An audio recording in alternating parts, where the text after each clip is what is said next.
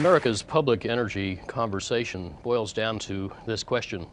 Would you rather die of A, oil wars, or B, climate change, or C, nuclear holocaust, or D, all of the above?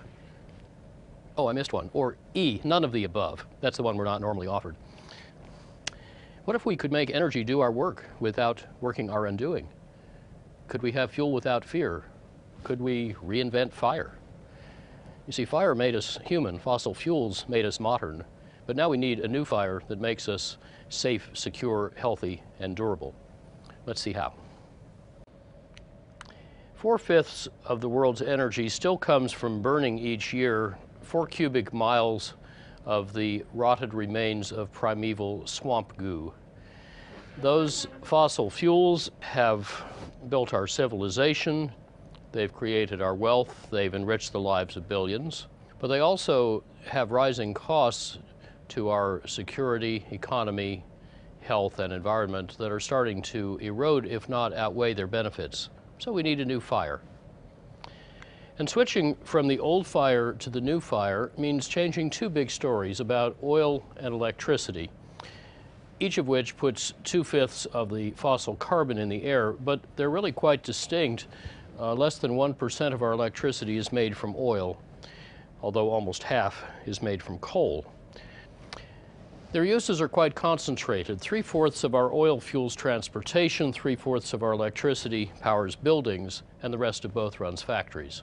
So very efficient vehicles, buildings, and factories save oil and coal, and also natural gas that can displace both of them. But today's energy system is not just inefficient, it is also disconnected, aging, dirty, and insecure. So it needs refurbishment. By 2050, though, it could become efficient, connected, and distributed with elegantly frugal autos, factories, and buildings, all relying on a modern, secure, and resilient electricity system. We can eliminate our addiction to oil and coal by 2050 and use 1/3 less natural gas while switching to efficient use and renewable supply. This could cost, by 2050, $5 trillion less in net present value, that is expressed as a lump sum today, than business as usual, assuming that carbon emissions and all other hidden or external costs are worth zero, a conservatively low estimate. Yet this cheaper energy system could support a 158% bigger U.S. economy, all without needing oil or coal, or for that matter, nuclear energy. Moreover, this transition needs no new inventions and no acts of Congress, and no new federal taxes, mandates, subsidies, or laws and running Washington gridlock. Let me say that again. I'm going to tell you how to get the United States completely off oil and coal, $5 trillion cheaper, with no act of Congress, led by business for profit. In other words, we're going to use our most effective institutions, private enterprise, co-evolving with civil society, and sped by military innovation, to go around our least effective institutions. And whether you care most about profits and jobs and competitive advantage, or national security, or environmental stewardship and climate protection and public health, reinventing fire makes sense and makes money. General Eisenhower reputedly said that enlarging the boundaries of a tough problem makes it soluble by encompassing more options and more synergies. So in reinventing fire, we integrated all 4 sectors that use energy: transportation, buildings, industry, and electricity. And we integrated 4 kinds of innovation, not just technology and policy, but also design and business strategy. Those combinations yield very much more than the sum of the parts, especially in creating deeply disruptive business opportunities. Oil costs our economy $2 billion a day, plus another $4 billion a day in hidden economic and military costs, raising its total cost to over 1/6 of GDP. Our mobility fuel goes 3/5 to automobiles, so let's start by making autos oil-free. 2/3 of the energy it takes to move a typical car is caused by its weight, and every unit of energy you save at the wheels by taking out weight or drag saves 7 units at the tank, because you don't have to weigh 6 units getting the energy to the wheels. Unfortunately, over the past quarter century, epidemic obesity has made our 2-ton steel cars gain weight twice as fast as we have. But today, ultralight, ultra-strong materials like carbon fiber composites can make dramatic weight savings snowball and can make cars simpler and cheaper to build. Lighter and more slippery autos need less force to move them, so their engines get smaller. Indeed, that sort of vehicle fitness then makes electric propulsion affordable, because the batteries or fuel cells also get smaller and lighter and cheaper, so sticker prices will ultimately fall to about the same as today, while the driving cost, even from the start, is very much lower. So these innovations together can transform automakers from wringing tiny savings out of Victorian engine and steel stamping technologies to the steeply falling costs of 3 linked innovations that strongly reinforce each other, namely ultralight materials, making them into structures, and electric propulsion. The sales can grow and the prices fall even faster with temporary feebates, that is, rebates for efficient new autos paid for by fees on inefficient ones. And just in the first 2 years, the biggest of Europe's 5 feebate programs has tripled the speed of improving automotive efficiency. The resulting shift to electric autos is going to be as game-changing as shifting from typewriters to the gains in computers. Of course, computers and electronics are now America's biggest industry, while typewriter makers have vanished. So vehicle fitness opens a new automotive competitive strategy that can double the oil savings over the next 40 years, but then also make electrification affordable, and that displaces the rest of the oil. America could lead this next automotive revolution. Currently, the leader is Germany. Last year, Volkswagen announced that by next year they'll be producing this carbon fiber plug-in hybrid getting 230 miles a gallon. Also last year, BMW announced this carbon fiber electric car. They said that its carbon fiber is paid for by needing fewer batteries, and they said, we do not intend to be a typewriter maker. Audi claimed it's going to beat them both by a year. 7 years ago, an even faster and cheaper American manufacturing technology was used to make this little carbon fiber test part, which doubles as a carbon cap, in 1 minute. And you can tell from the sound how immensely stiff and strong it is. Don't worry about dropping it. It's tougher than titanium. Tom Friedman actually whacked it as hard as he could with a sledgehammer without even scuffing it. But such manufacturing techniques can scale to automotive speed and cost with aerospace performance. They can save 4/5 of the capital needed to make autos. They can save lives because this stuff can absorb up to 12 times as much crash energy per pound of steel. If we made all our autos this way, it would save oil equivalent to finding 1.5 Saudi Arabias or half an OPEC by drilling in the Detroit Formation, a very prospective play. And all those nega barrels under Detroit cost an average of $18 a barrel. They are all American, carbon-free, and inexhaustible. The same physics and the same business logic also apply to big vehicles. In the 5 years ending in 2010, Walmart saved 60% of the fuel per ton mile in its giant fleet of heavy trucks through better logistics and design. But just the technological savings in heavy trucks can get to 2/3.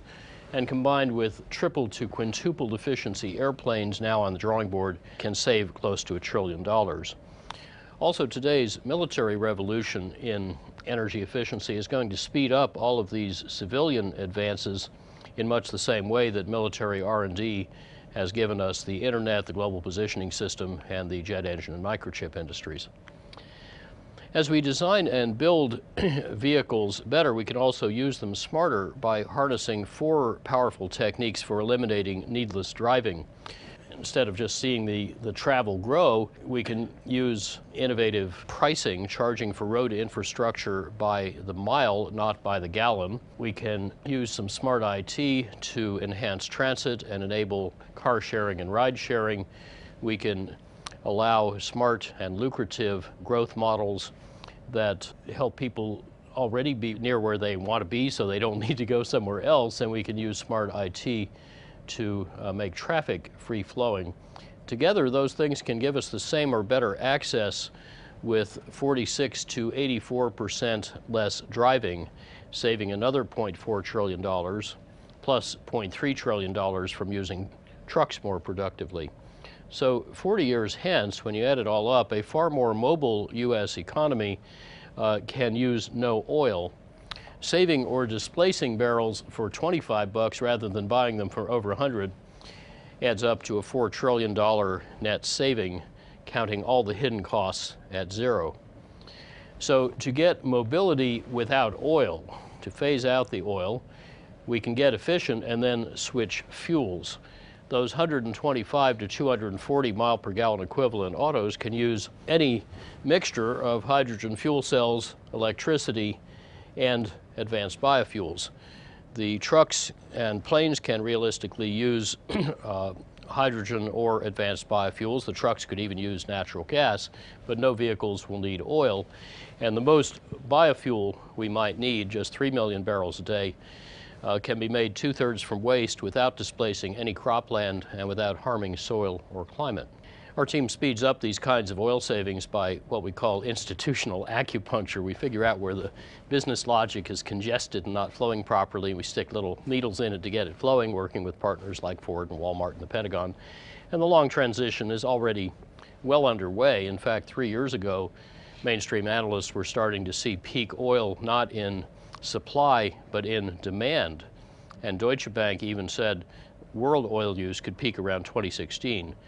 In other words, oil is getting uncompetitive even at low prices before it becomes unavailable even at high prices.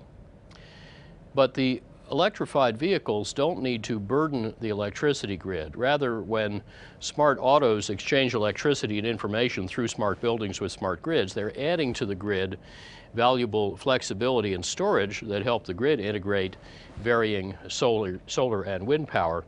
So the electrified autos make the auto and electricity problems easier to solve together than separately. And they also converge the oil story with our second big story, saving electricity and then making it differently.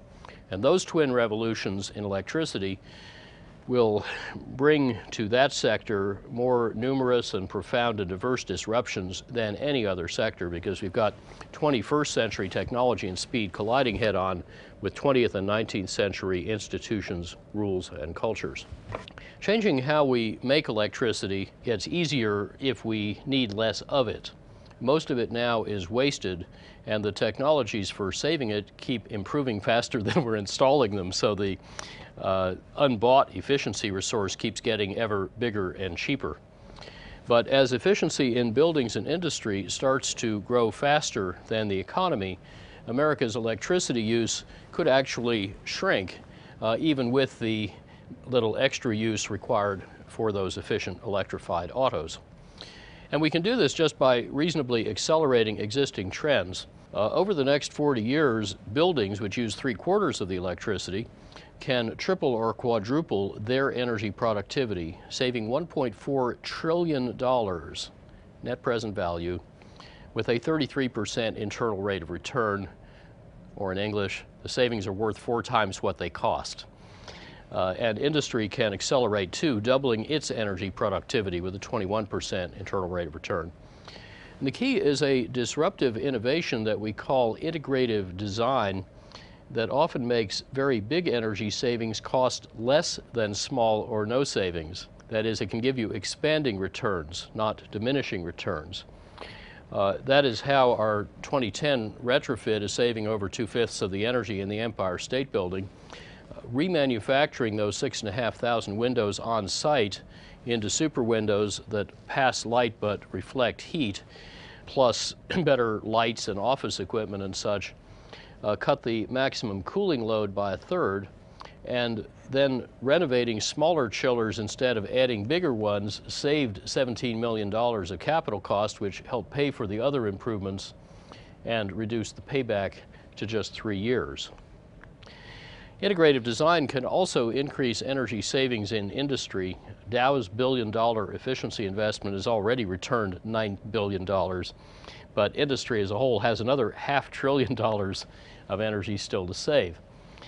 For example, 3/5 of the world's electricity runs motors, half of that runs pumps and fans, and those can all be made more efficient, and the motors that turn them can have their system efficiency roughly doubled by integrating 35 improvements paying back in about a year.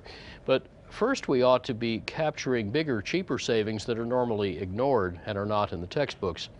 For example, pumps. The biggest use of motors move liquid through pipes, but a standard industrial pumping loop was redesigned to use at least 86% less energy, not by getting better pumps, but just by replacing long, thin, crooked pipes with fat, short, straight pipes. This is not about new technology, it's just rearranging our metal furniture. And of course, it also shrinks the pumping equipment and its capital costs. So what does such savings mean for the electricity that is 3/5 used in motors? Well, from the coal burnt at the power plant through all these compounding losses, only 1/10 of the fuel energy actually ends up coming out the pipe as flow. But now let's turn those compounding losses around backwards, and every unit of flow or friction that we save in the pipe saves 10 units of fuel cost pollution and what Amory Lovins calls global weirding back at the power plant. And of course, as you go back upstream, the components get smaller and therefore cheaper. Our team has lately found such snowballing energy savings in more than $30 billion worth of industrial redesigns, everything from data centers and chip fabs to mines and refineries. Typically, our retrofit designs save about 30 to 60% of the energy and pay back in a few years, while the new facility designs save 40 to 90% with generally lower capital cost. Now, needing less electricity would ease and speed the shift to new sources of electricity, chiefly renewables. China leads their explosive growth and their plummeting cost. In fact, these solar power module costs have just fallen off the bottom of the chart. And Germany now has more solar workers than America has steel workers. Already in about 20 states, private installers will come put those cheap solar cells on your roof with no money down and beat your utility bill. Such unregulated products could ultimately add up to a virtual utility that bypasses your electric company just as your cell phone bypassed your wireline phone company.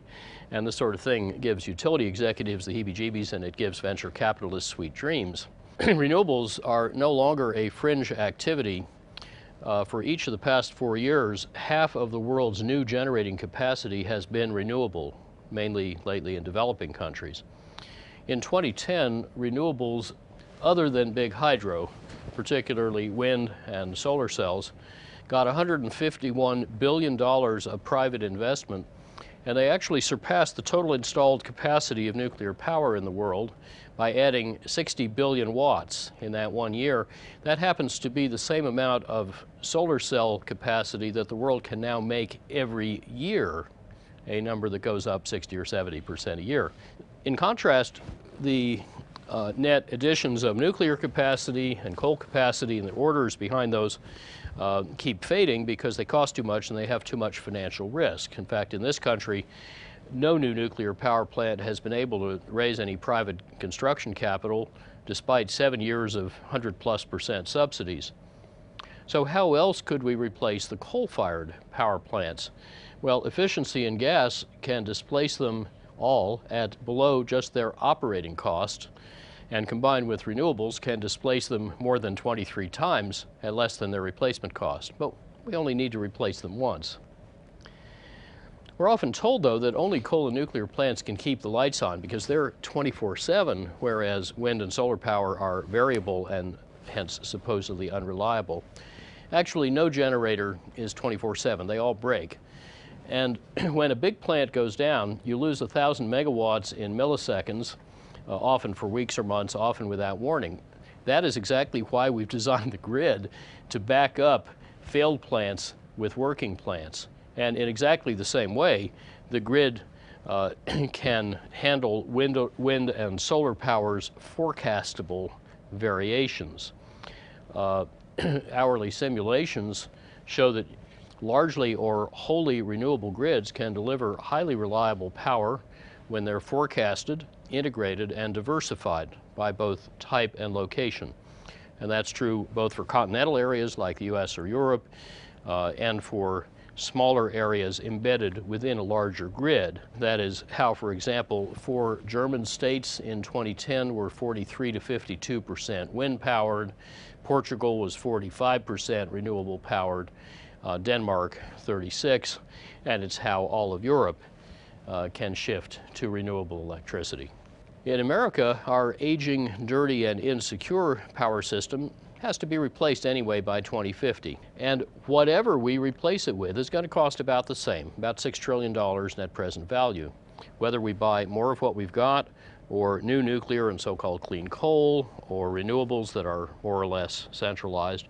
But those 4 futures at the same cost differ profoundly in their risks around national security, fuel, water, finance, technology, climate, and health. For example, our over-centralized grid is very vulnerable to cascading and potentially economy-shattering blackouts caused by bad space weather or other natural disasters or terrorist attack. But that blackout risk disappears, and all of the other risks are best managed with distributed renewables organized into local microgrids that normally interconnect but can stand alone at need. That is, they can disconnect fractally and then reconnect seamlessly. That approach is exactly what the Pentagon is adopting for its own power supply. They think they need that. How about the rest of us that they're defending? We want our stuff to work too. And at about the same cost as business as usual, this would maximize national security, customer choice, entrepreneurial opportunity, and innovation.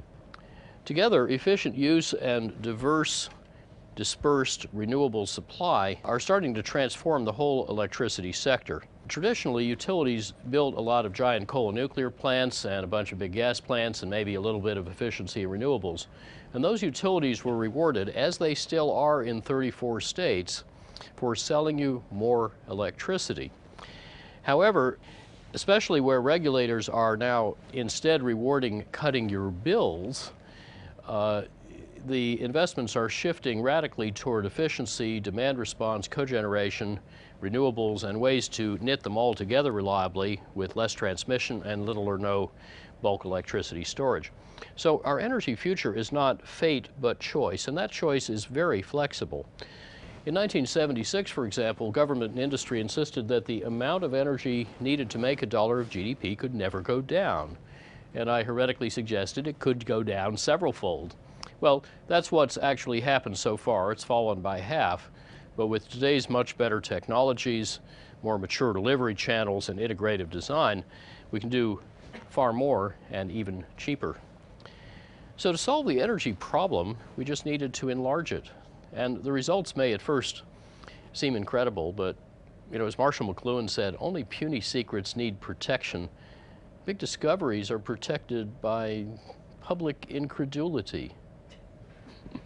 Now combine the electricity and oil revolutions, both driven by modern efficiency, and you get the really big story, reinventing fire, where business enabled and sped by smart policies in mindful markets can lead the United States completely off oil and coal by 2050, saving $5 trillion, growing the economy 2.6-fold, strengthening our national security.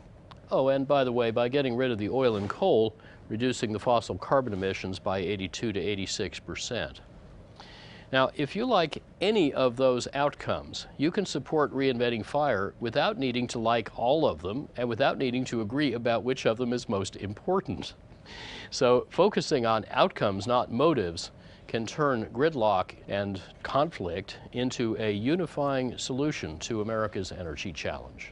This also turns out to be the best way to cope with global challenges: climate change, nuclear proliferation, energy insecurity, energy poverty, all of which make us less safe. Now, our team at RMI helps smart companies to get unstuck and speed this journey via 6 sectoral initiatives with some more hatching. Of course, there's still a lot of old thinking out there too.